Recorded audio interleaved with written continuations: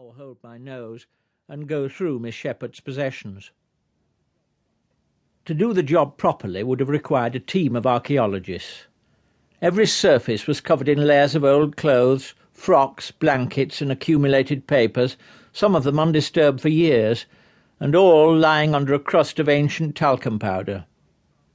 Sprinkled impartially over wet slippers, used incontinence pads, and half-eaten tins of baked beans, it was of a virulence that supplemented rather than obliterated the distinctive odour of the van. The narrow aisle between the two banks of seats where Miss Shepherd had knelt, prayed, and slept was trodden 6 inches deep in sodden debris, on which lay a top dressing of old food, Mr. Kipling cakes, wrinkled apples, rotten oranges, and everywhere batteries. Batteries loose, batteries in packets, batteries that had split and oozed black gum onto the prehistoric sponge cakes and ubiquitous sherbet lemons that they lay among. A handkerchief round my face, I lifted one of the banquettes where in the hollow beneath she told me her bank books were hidden. The underside of the seat was alive with moths and maggots, but the books were there, together with other documents she considered valuable.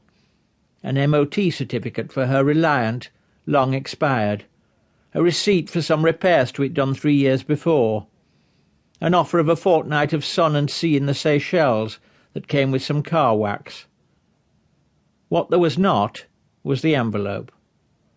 So there was nothing for it but to excavate the van, to go through the festering debris in the hope of finding the note she'd promised to leave, and with it, perhaps, her history.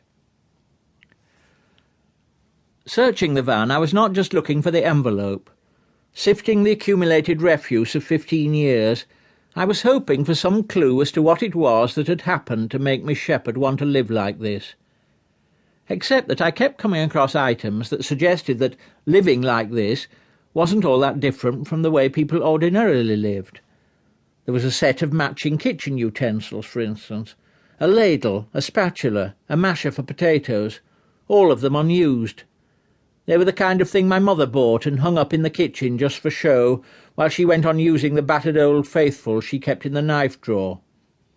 There were boxes of cheap soap, and of course talcum powder, their cellophane wrapping unbreached.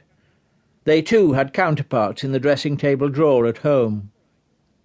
Another item my mother hoarded was toilet rolls, and here were a dozen. There was a condiment set still in its box. When, amid such chaos, can she have hoped to use that particular appurtenance of gentility? But when did we ever use ours, stuck permanently in the sideboard cupboard, in readiness for the social life my parents never had or ever really wanted? The more I laboured, the less peculiar the van seemed, its proprieties and aspirations no different from those with which I'd been brought up. There was cash here too. In a bag Miss Shepherd carried round her neck there had been nearly £500, and peeling off the soggy layers from the van floor, I collected about £100 more. Taking into account the money in various building societies and her national savings certificates, Miss Shepherd had managed to save some £6,000. Since she was not entitled to a pension, most of this must have been gleaned from the meagre allowance she got from the DHSS. I'm not sure whether, under the present regime, she would have been praised for her thrift or singled out as a sponger. Arch-Tory though she was, she seems a prime candidate for Mr. Lilly's little list, a paid-up member of the Something-for-Nothing Society. I would just like to have seen him tell her so. Modest though Miss Shepherd's estate was, it was more than I'd been expecting, and made the finding of the envelope more urgent. So I went through the old clothes again, this time feeling gingerly in the pockets and shaking out the greasy blankets in a blizzard of moth and French fern.